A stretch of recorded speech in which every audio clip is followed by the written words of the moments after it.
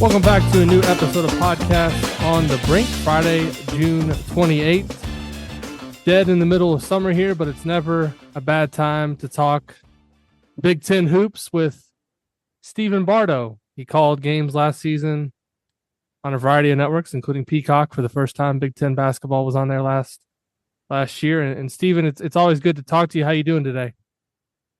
I'm doing great, Alex. Enjoying the summer and catching our breath while we try to keep up with this college basketball, which seems like it's 12 months out of the year now, doesn't it? Yeah, with the portal, I've done obviously a ton of coverage of that this spring. I mean, you're an old school guy. I mean, you've been a Big Ten guy for a long time. I mean, what's been kind of your reaction to this? I guess extension of college basketball. Do you feel like it's a good thing that we have this? 6 weeks after the season where the portal's really open, maybe a little bit longer, where you've got all this attention. It feels like maybe the coaches don't love it, but in terms of attention on the sport and kind of keeping college basketball relevant for a little bit longer, it's helped in that regard. Oh, I would agree. And I think anything that we can do from the standpoint of keeping college basketball in the forefront is something that we probably should embrace. It's a little different for us old heads, and I'm putting myself in that category. It's a little bit different for us, and the change in the sport and things the way that they are. It's an adjustment period, but I like it. It gives us something to talk about. It gives us something to key in on in the offseason.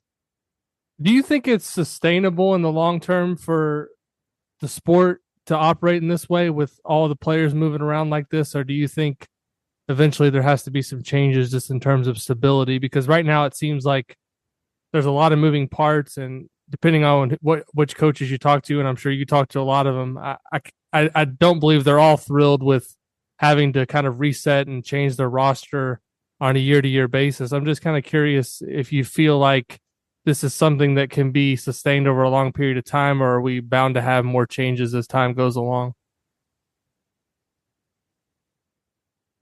Well, I think it's sustainable, but I think that there'll be more changes and it will settle. Right now we're at the forefront of change in college athletics, and there's going to be some uncomfortable times. There's going to be some uncomfortable situations, but I've always been pro player. And this is a response to the NCAA not doing what needed to be done decades ago. And so it's an abrupt shift in the way that we view college basketball. And it will take time for those views to kind of catch up to what's going on. And I also think moving forward, Alex, we're going to see players maybe sign multiple year deals with a program. And so that can provide a little bit of stability for each college program, however they want to do it. But I think that we're going to see moving forward, we might start seeing 2 to 3 year deals that players sign so that they can lock in at a particular situation. Because now the good thing with all that's going on is guys like Cohen Hawkins, Luke Goodies of the world, they can stay in college basketball longer because they can be compensated for their skill, and they don't necessarily have to make maybe a knee-jerk decision, maybe like Fernfree from Kansas or Filipowski from Duke that find themselves in the second round when they're really first-round talents. And so I think with the way things are moving right now, we'll start to see things will settle down, and we'll start to see a little bit more stability in college basketball. I want to talk about a variety of Big Ten topics with you, but I first want to start with a topic that you're very familiar with, and Indiana fans, I'm sure, are curious to know. I mean, Luke Goody moving over from Illinois to Indiana, it would have been unthinkable 10 years ago for a guy to transfer within the conference, but Indiana actually, I believe, going back to when Max Bielfeldt came over from Michigan, that was kind of the beginning of when kind of this interconference transfer stuff started. There was a couple others around that time. I can't remember exactly who off the top of my head, but I remember it was kind of in that time frame where you had that become the norm now, and it's happening all across conference college basketball, guys moving within the conference. But Luke Goody obviously got his degree from Illinois. He's an Indiana kid, comes home to play in Bloomington. You saw him for 3 years in Champaign, saw what he could do. Obviously, Indiana fans familiar with him too. What does he bring to Indiana next season? And I guess what was the reaction from Illini Nation, him moving on from the program and going to a Big Ten rival? I think most people in the Illini Nation fell in love with Luke Goody because of the young man he is. He is a wonderful, wonderful young man, and he is beloved by the the fan base. Luke is a guy that is an incredible leader. He's got a really high level of emotional intelligence for a young man of his age. He can really observe people and observe situations and kind of figure out what to do in those scenarios. And that's rare for young men of, in their early 20s or late teens. And the dude can flat out shoot the ball. He's a low key comedian. He's funny. His teammates love him. And I love him as a young man. I've gotten to know him. And so I'm really happy for the fact that he's able to go back home because let's face it, Indiana's home. His family has tremendous ties to the university. And so he came and was a great Illini. He had a great career. He got, like you just mentioned, he got his degree. So he'll always be an Illini, but Indiana's home. And for a kid that's growing up in the state of Indiana, you want to play for IU. You want to play for Purdue. You want to play for one of those schools. And so I'm ecstatic for him. And I think he's going to have a hell of a season. And he's going to be one of the pieces that Indiana's been missing. Do you think him moving on was kind of a function of just I don't want to call it a complete reset, but you look at Illinois' roster for next year. I mean, they obviously had a great year. They went to the Elite Eight, but you look at kind of who's coming back. They're obviously welcoming in a lot of new faces. It kind of seemed like it was maybe a natural time with him getting his degree and to move on with just kind of some of the other players I think he played with, Terrence Shannon for a couple of years, those guys moving on. Did it kind of seem like from that standpoint that it was kind of a natural thing for him to go look for a different opportunity? I think so. When you look at what the type of players that Brad Underwood's bringing in, he wants great length, versatility, and guys that can play multiple positions. Luke Goody is a guy that is more of a specialist. He's more of a three-point shooter. He's not great on the defensive end. They had to do some things to try to mask some of his defensive inefficiencies. But Luke is more of a specialist, where Illinois is going more towards multi-talented, multi-skilled players. And so I think you're right about the timing where he got his degree. It was a great run with that group that he was with for a few years. And now I feel like Illinois reset the table and kind of went in a totally different direction. But I think it's great for him to be able to land where he did at IU and be able to really provide what the Hoosiers were missing from last season.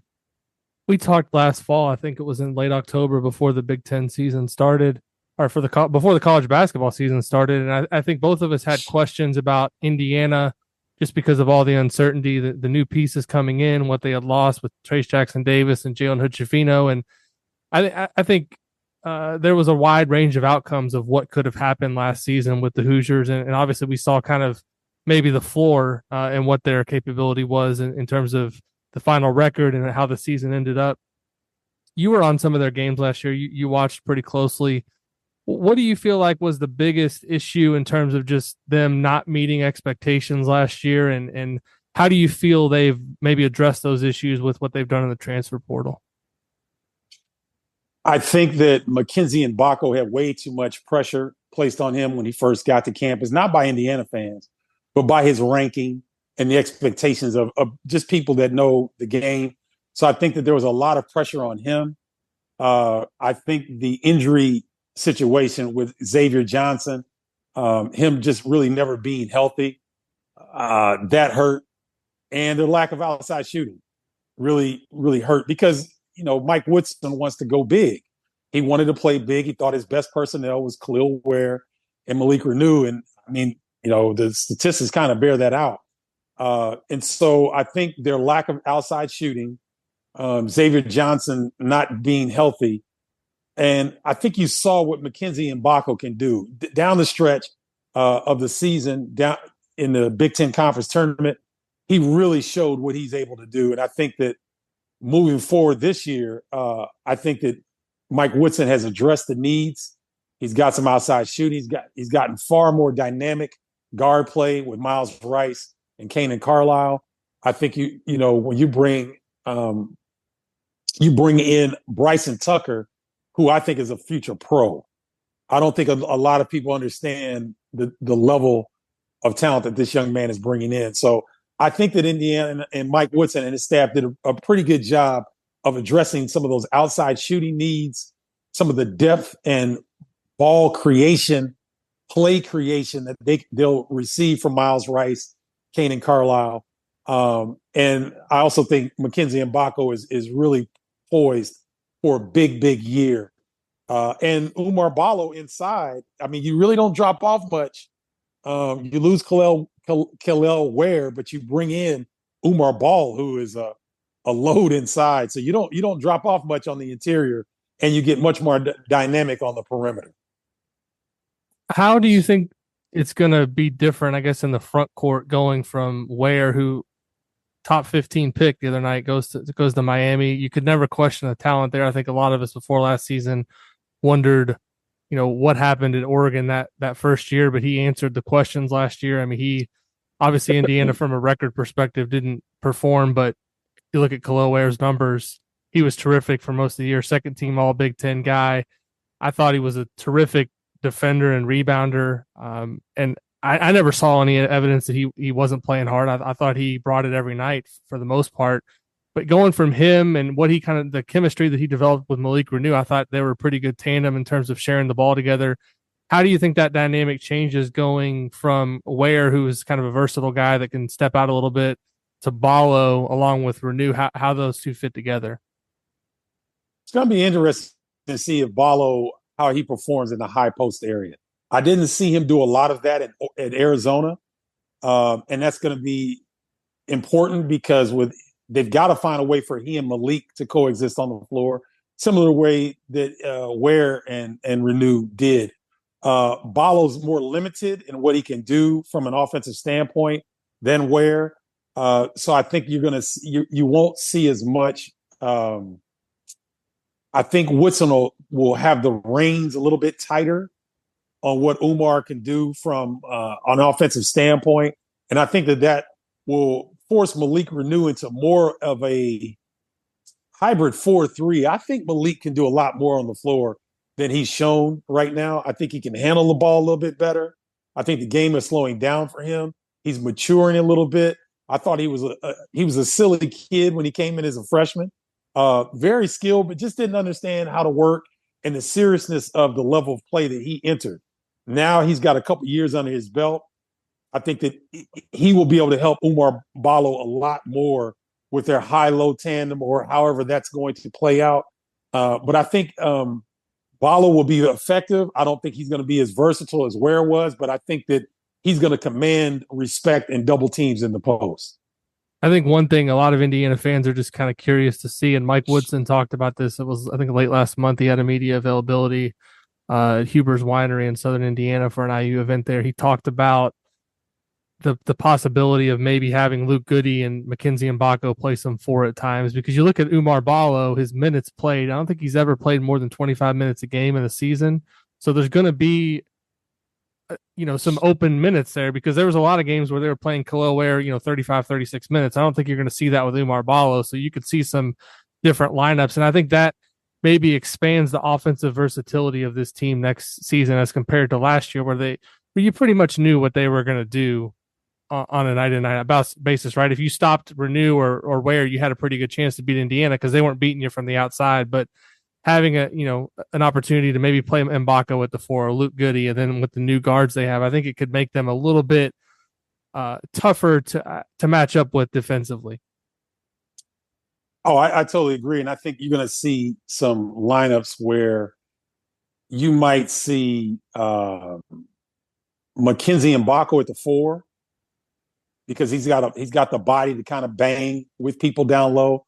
You might see Mackenzie at the four, Malik at the five, and then you can just throw in any of the guards that Indiana has, because they got a plethora of them now. And that makes them a much more dynamic look. It changes the pace a little bit, gives teams a little bit different scheme to try to go against. So I think there's much more versatility. And I like the point that you noted that Ballo has not played more than 25 minutes per game. I don't know if that was a situation where Arizona had tremendous depth and that, Tommy Lloyd had to keep people happy, or is Ball limited in his conditioning? We'll find out. But with that being said, if he does stay around the 25-minute level, I think that gives Indiana a tremendous amount of versatility that makes them much, much more difficult and a much better Big Ten contender at the top, in my opinion. Last thing from an IU perspective, I wanted to ask you about. I mean, I've seen some of your comments, and you just referenced it earlier. You're excited about Bryson Tucker. What kind of gives you that level of excitement about him? And he's not a guy that a lot of people are talking about. People were thrilled when he committed in late March after Liam McNeely decided to go elsewhere, and Indiana was really just kind of searching for any good news at that point after the Big Ten tournament loss to Nebraska. He commits, and then they get 5 more commitments from the transfer portal, and all of a sudden Bryson Tucker's in the back of your mind, and you're wondering kind of what role he's going to have. But you're right. I mean, he was a guy that was targeted, I think, for G League Ignite. A lot of people thought before that shut down, and he was a consensus top, 20, I think, recruit 5-star guy. And maybe in a normal year, in the old era of college basketball, this is a guy everybody would be talking about. But now with the transfer portal, he's maybe fallen off the radar a little bit. What makes you so excited about Bryson? Well, Alex, in full disclosure, my business partner lives in Washington, D.C. area, and he's really involved in the basketball community out there, which is one of the strongest in the country. Yes. And so he knows Bryson's father. Bryson's father was a professional. He played pro ball overseas. Yep. And the way that he brought Bryson up, the way he would have him do stuff on a medicine ball when he was 7 or 8 years old. He would have him balancing, working on his core. He didn't put him in AAU right off the bat, so he didn't get a ton of exposure. That's why not a lot of people understand Bryson's game. But this young man can play 3 positions. He's got a pro body already. The pacing at which he plays is going to really surprise people because you're going to look at him like, man, that kid's a freshman. He looks like a junior or senior because of the way he moves. He's very efficient. He's not a frantic freshman coming in. He's a polished young man who will be in the NBA. I have no doubt that if he stays healthy, he gets with Coach Marshall, the strength and conditioning coach there at Indiana, who does an excellent job. Bryson's going to be a problem for the rest of the Big Ten. And I hope that he doesn't blow up his freshman year the way that he possibly could, because I want to see him a few years in the Big Ten. Would love to see him at least 2 years in Indiana, because the fan base is going to fall in love with this young man because he's very soft-spoken. He doesn't open his mouth a lot. He goes about he's a business-like young man that has pro potential. And I think that depending on how his teammates and he blend on the chemistry side, I think this could be this could be a special year for Indiana. And to me, Bryson Tucker is the X factor. I want to move now to the Illini, which you're really familiar with. They've been one of the hardest teams for me to figure out this offseason just because of all the moving parts. I've read quite a bit about some of their roster changes, and obviously they've lost a lot with Terrence Shannon and Coleman Hawkins moving on and some of the other departures.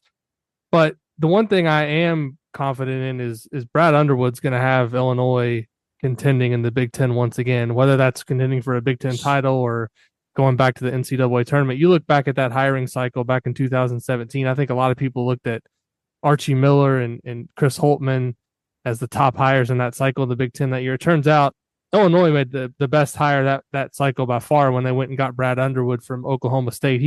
What he's built in Illinois has been really impressive.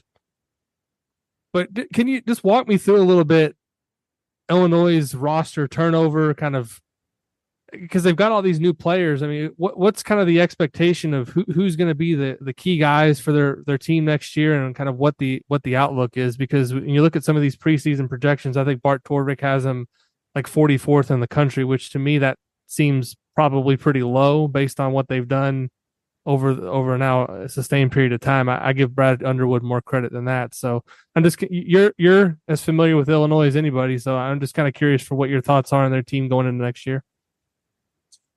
Well, I think there was a philosophy shift with Brad Underwood and his staff when Io DeSumo and Kofi Coburn, they were upset in the second round by Loyola. I think they felt like they didn't have the roster to contend for a national championship. And that's what they've kind of shifted. If you remember, DeMonte Williams, Trent Frazier were smaller guards, very effective, but smaller guards, and they were taken advantage of in certain scenarios. Moving forward from that season, you've noticed that the guards are bigger. They've got bigger wings. They've got interchangeable guys in the post, and they're trying to win national championships, plural. Now, I know people say that, but I think you saw that Illinois got really close last year. They had a type of roster with Marcus Domask at 6'6", pretty much the primary ball handler. And then you have it in, Illinois put you in mismatches.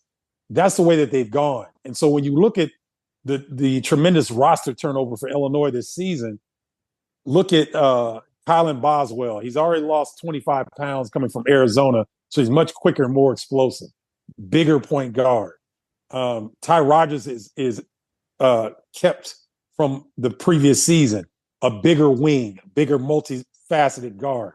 You look at Casey Booth coming in from Notre Dame, long, athletic, rangy forward. Trey White from Louisville, 6'7", multi-skilled guy. Ben Humrickhouse, 6'9" from Evansville, multi-skilled. KJ, Kasparis, I got to learn his last name. 6'6" guard. Yeah, Tomislav Ivicic, 7-footer. That will be 21 when he hits campus, I believe, at Illinois, 7-footer. So Illinois is going to what you're seeing, like the Alabamas, the Arkansas, Gonzagas, these teams that have 9, 10 players that are going to play. They're all rangy. They all do multiple things. I think that's where Illinois is going. And so the key players, I think, I failed to mention 5-star Will Riley that they just got, that just committed from Canada, that I think he's going to class up. He's going to reclassify up and be available. He's a 6'8" dynamo, can do it all. I think the guys that they're going to really lean on for Illinois this season, if Kylan Boswell can be that lead guard that has eluded Illinois since Io DeSumo, he's going to be an X factor. And I think the guy that everybody's talking about Ben Humrickhouse and Will Riley and KJ, the kid from overseas. The kid nobody's talking about is Trey White from Louisville. He was all Pac-12 freshman at USC. He came to Louisville, and obviously they just were not a good team, but he put up numbers. This kid can play. He's grizzled. He's a veteran. He'll be the X factor. If he can really be a guy that can set the table on both ends of the floor, I think Illinois can have a really good year. Brad Underwood has kind of reinvented just how they've liked to play now, at least a couple times there, because I remember those early years, it was all about the ball pressure and trying to turn teams over. And those first couple of years he was there, the record indicated that it wasn't working, that style of play. And so he kind of backed off that and pivoted to, a different style. Is that, to me, that's a sign of a great coach, is somebody who is willing to adapt on a year-to-year basis based on their personnel and who they have on that roster.